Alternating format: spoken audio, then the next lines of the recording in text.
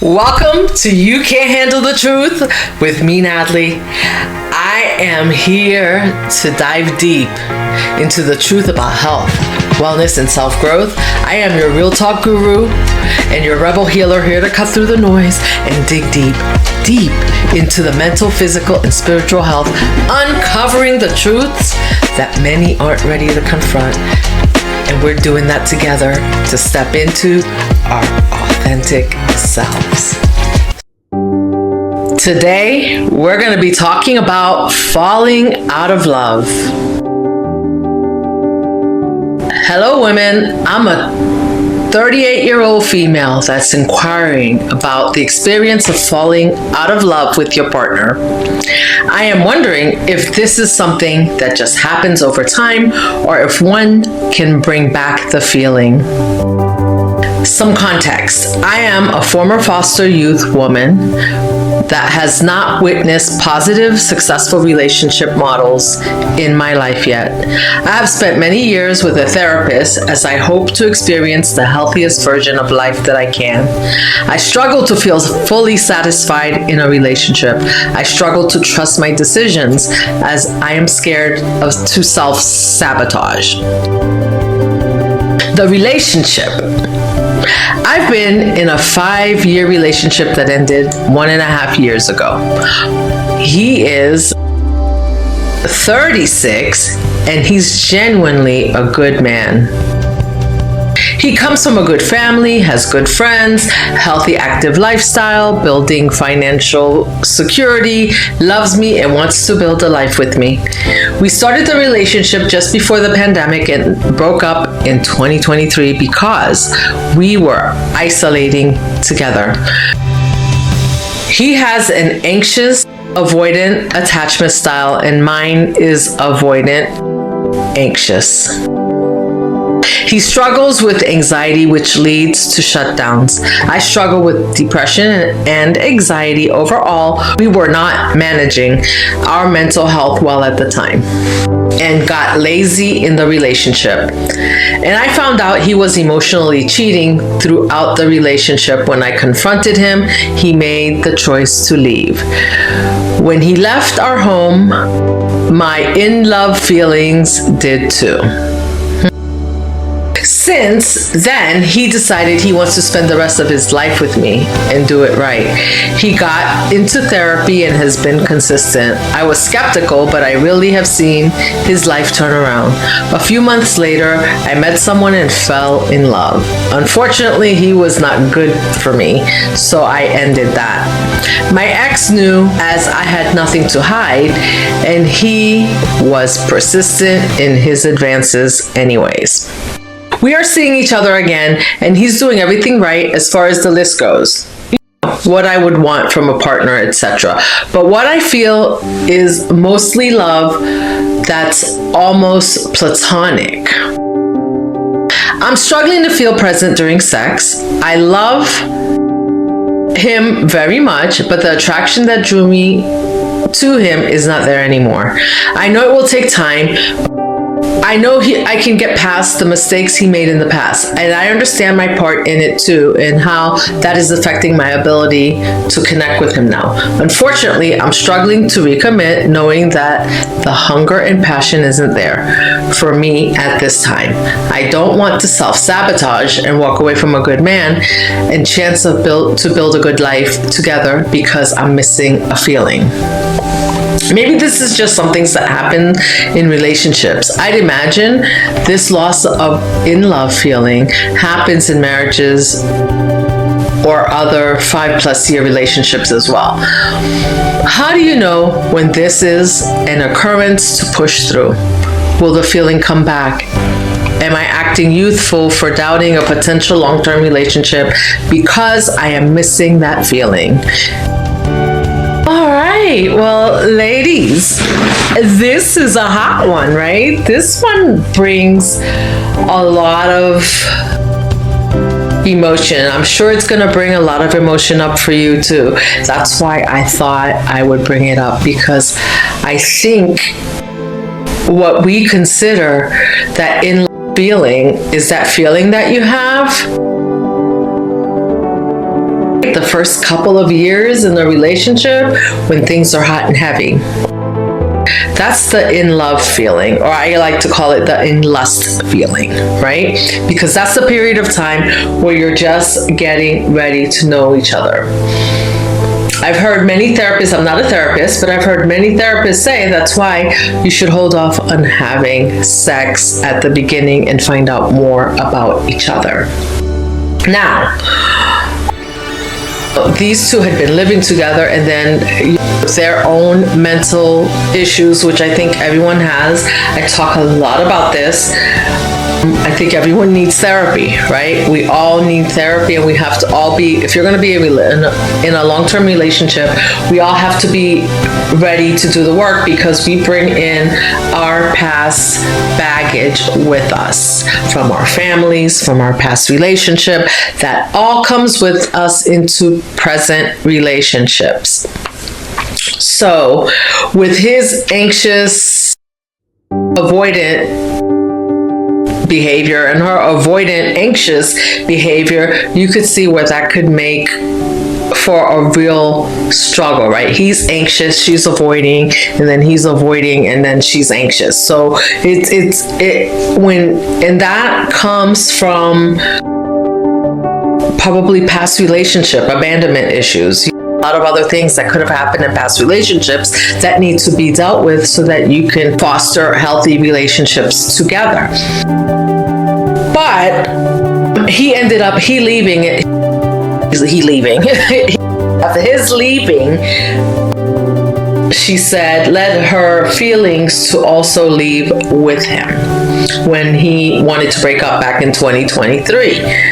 And so this question, my answer to this question is going to be twofold, right? First of all, I would date and make sure that you have a list of the things that you want in your relationship. You are in your 40s, and at this point, there's not a lot of time, right, to be in and out. You don't want to be in and out of relationships, preferably, obviously. And so having a list of what your expectations are, no matter what they are, right? It's like waiting until you are 5 years into a relationship to find out that your partner doesn't want children, right? At 40, that's devastating. Or if you're 35 and your biological clock is ticking, that's devastating for you. Or if you don't want kids and he wants children, and then he finds out 5 years into the relationship you're about to tie the knot, and then finds out, oops, you don't want any children, and that's a deal breaker. So you have to know what your deal breakers are and what you're willing to concede. And I think that's where she's struggling, because she's not sure. Should she stay? Should she go? That's because I don't know her, I don't know him, but that's most likely because she's not sure of what the deal breakers are for her. So that would be the first thing she needs to do, because that will definitely give her whether she's in and whether she's not in. Now,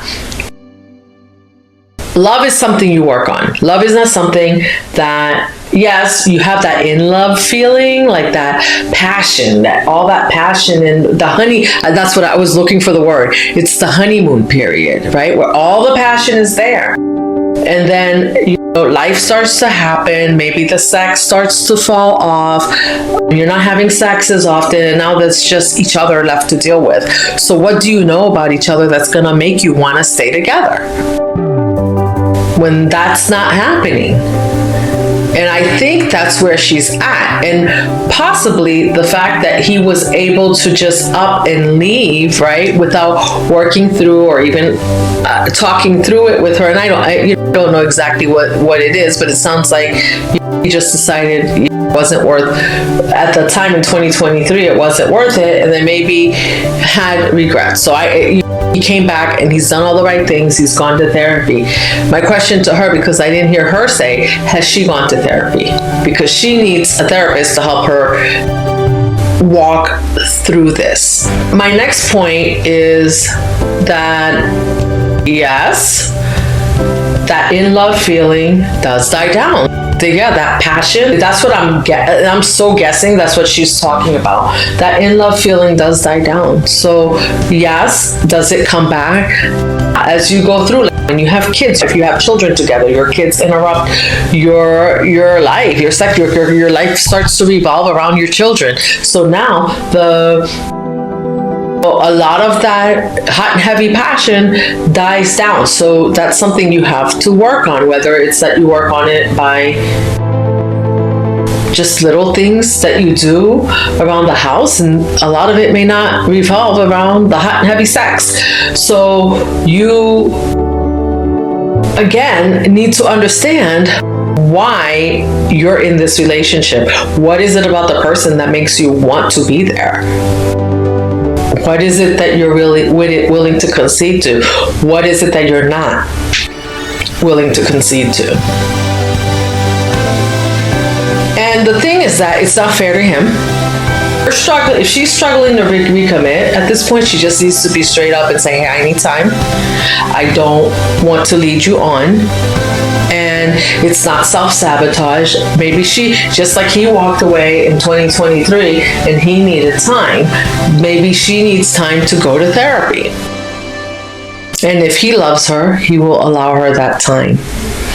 And because nothing worse than jumping into a relationship and getting married and then figuring out, I really don't want to be here. It happens a lot, unfortunately, but it's late, especially then when you have kids involved. Let me see what else. I can't remember the last question she asked. She asks if she's acting youthful or doubting a potential long-term relationship, or if she's sabotaging. She's gonna have to talk to her therapist to see how much of what she's doing is sabotage and why. And if she's sabotaging, she needs to take a step back from this relationship. She cannot drag him into her sabotage. She needs to be clear with him and say, hey, I feel like I'm sabotaging. I'm not sure what happened. I love you, but that in love feeling is not there. I'm not sure if I'm being unrealistic. I'm going to go talk to a therapist. And I think that's a fair conversation to have. It might be a hard one, but it's a fair one. It's fair to him and it's fair to herself, most of all. It's very unfortunate that this is where she is, but I think that she needs to explore with her therapist, like I said, how much of this is self-sabotage and how much of this is her romanticizing that initial feeling, because so many people go into relationships thinking that it's gonna look like something out of a movie, like you fall in love and everything is like rosy, and you have real life issues to deal with. You have real life compatibility issues to deal with. Do you understand? So you cannot go into a relationship without having these discussions. So yes, I was gonna say that, yes, like when you have long-term relationships, marriages, there are periods of time where you start to realize like what love is. Love is the kind of acts that you do for each other even when you don't feel like it. Love is doing things for that person sometimes, or them doing things for you sometimes when they don't feel like it. Because why? Because you know that they love it. Love is building that dream life together, supporting each other in your dreams, all those things. Love is not just a feeling. Love is an action. So for a lot of us women, I've been there, been in relationships where I just thought, oh, it's just about how I feel, and how come I'm not feeling this way? How come he's not making me feel this way? No, what are the actions that you're taking?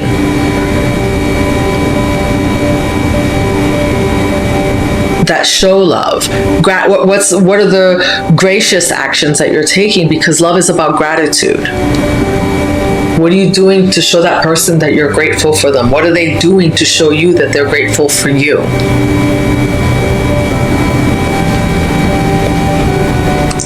And that passion comes and goes. You have days where you're like full of it and you're like, yeah, let's go. And then, the next day you're just like, yeah, I just want to focus on, the things that I'm passionate about. Because the other part of this is that passion that you have, like when you're in love, that in love passion that she's talking about, that feeling of being in love, is the same passion that you use for your creativity, your creative endeavors, to get your projects done,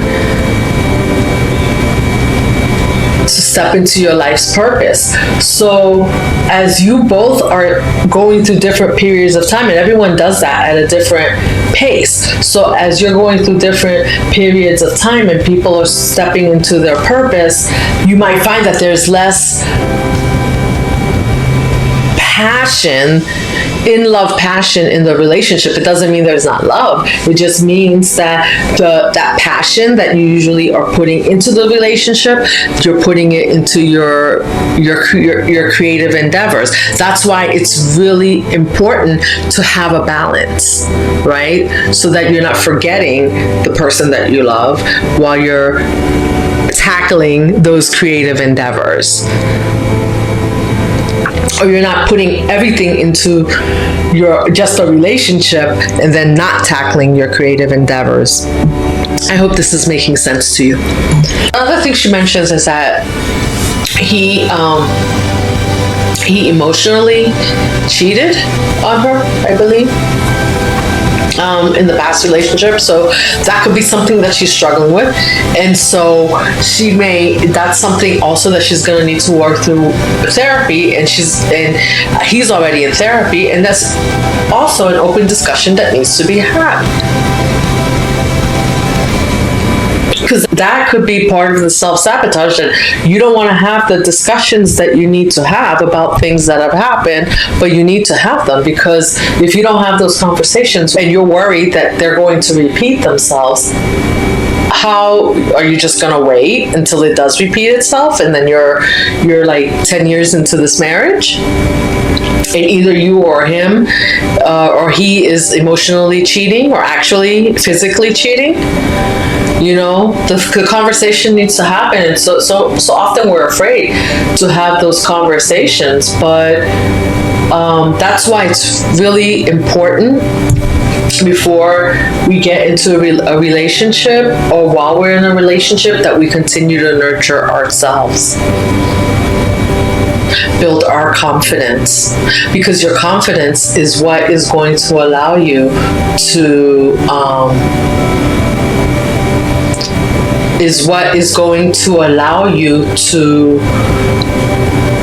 speak up and make your voice heard.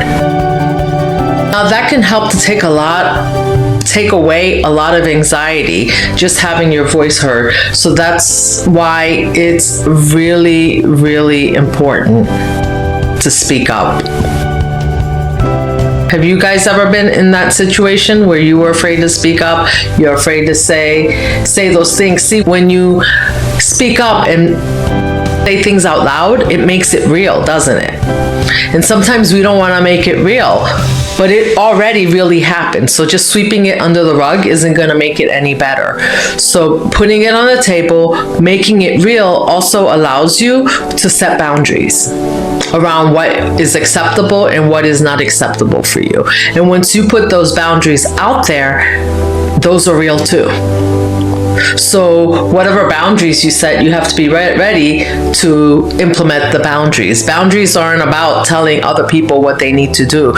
You cannot tell your partner that they should or shouldn't emotionally cheat on you or physically cheat on you. You can tell them that it's not acceptable and what will happen if it happens again, right? So that needs to be clear. Those are all things that need to be clear and on the table, especially since this is something that has happened in the past. And if she wants to work through it, she needs to have a clear boundary, and he needs to understand what her boundary is. And then at that point, he will know whether or not he wants to adhere to that boundary, or if he wants to then take a walk, right? And everyone has free will. So I think that's all I have to say about that. Subscribe for more empowering content from me. Leave me a comment. Let me know what you think about this. Let me know what advice you have for women like her who are in this situation. And until next time, you stay beautiful, you stay inspired, you stay sexy, so you can keep taking care of yourself and those around you.